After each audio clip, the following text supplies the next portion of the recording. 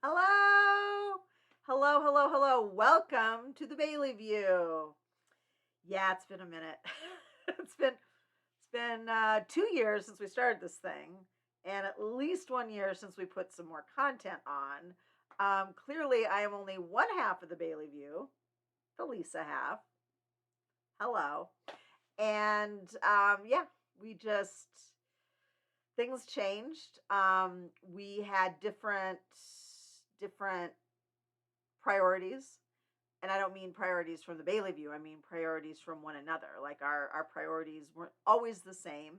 Um, we've been doing other things. I actually got a full time job, so which I love, but it made it difficult to squeeze in stuff and do this, and other life challenges happen. But I do not want that to stop us from moving forward. So I am going to be creating content myself, not by myself. Hopefully, I'll have a few guests on here.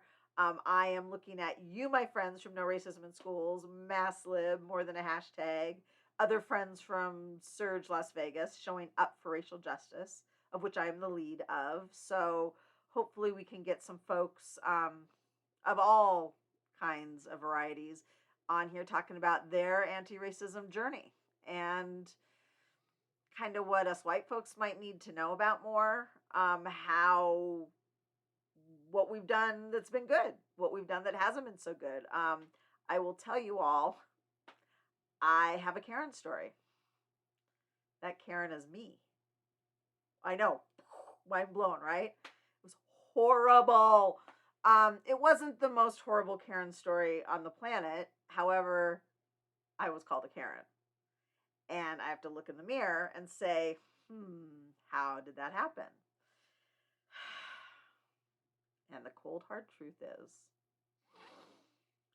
I was raised believing that I should, do you hear that word? Things that I didn't earn. So that means privilege that I didn't earn. That's white privilege, right? It's whatever it is. That's, and I hate to admit it, but that is absolutely what happened. I thought I should have a parking spot that I was picking up groceries. They had 4 or 5 spots dedicated to this. None of them were open except for one, and people drove into the one, and then they were going into the grocery store, which made it clear they weren't there to just pick up their groceries. So I got a little mad. And then they were walking back out when the person was bringing me my groceries, and I pointed them out. I'm like, there, those are the ones. He was like, okay, Karen. I called him an a-hole.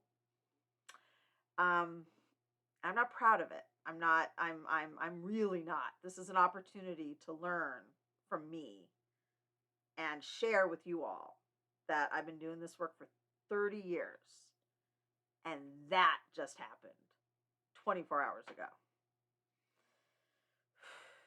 So, without further ado, one of the things I am going to do with creating content here is I was just in Oregon, Portland, Oregon. I'd never really been as an adult, and I kind of loved it. I thought it was kind of cool.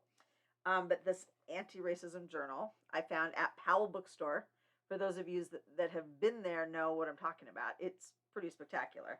Anyway, it's called Questions and Practices to Move Beyond Performative Allyship. And it's Faith Brooks, who is an anti-racism educator and activist. Yeah, so I'm going to do this workbook. And I'm going to do it, answer the questions, and talk to y'all about my answers. And hopefully, mindfulness and activism is a chapter. Just take a deep breath. So today is the full moon. I'm recording this on a full moon, and it is the buck moon, whatever that means. It's kind of powerful, and it's powerful for those of my zodiac, if you buy into that, whatever. I kind of like to think that it all matters. Not that none of it matters, but kind of all of it matters. Um, and so I choose to believe that. And so what I'm choosing to believe is that this is the time to manifest and to manifest things that mean something to you. And what means something to me is changing this world and creating a community of anti-racists to go out and be anti-racist in a world that is badly in need of us.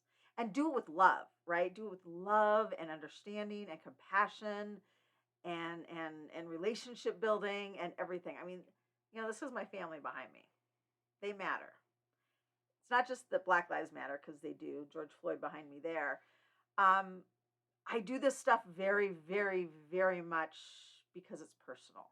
But it's not just personal to me, right? It's part of wanting to live in a world that feels more loving, more welcoming, more open to everyone.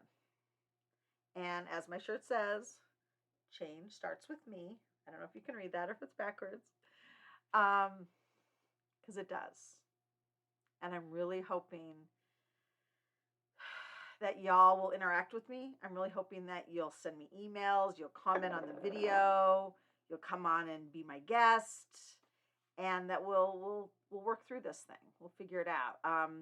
Surge Las Vegas is just had our first multicultural game afternoon, and we're gonna do a few more of those. So maybe we'll see you there.